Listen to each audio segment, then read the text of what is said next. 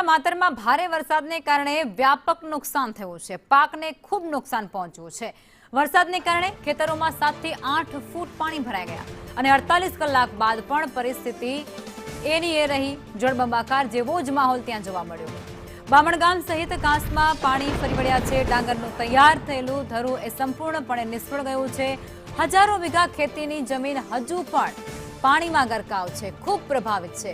ખેડૂતોમાં ભારે ચિંતા અને નુકસાનની ભીતિ અત્યારે વ્યાપી ગઈ છે। 4 થી 5 ફૂટ પાણી જમીન અંદર આવી જાય।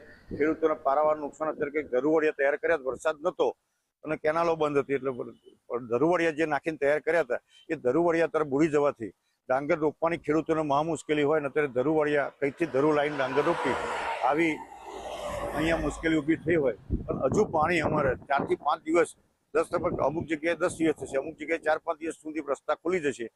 પણ હાલ બીજી કોઈ મુશ્કેલી ના હોય, લોકોને જીવન જરૂરિયાત વસ્તુ માટે દરેકને કોન્ટેક્ટ કરી અને સ્થળાંતર કરવાનું થાય તો સ્થળાંતર કરી, જમવાની વ્યવસ્થા, આરોગ્યની સુવિધા બધી તંત્રને સાથે રાખી કોઈ પણ મુશ્કેલી જાનહાનિ ના થાય એની ખાસ તકેદારી રાખી।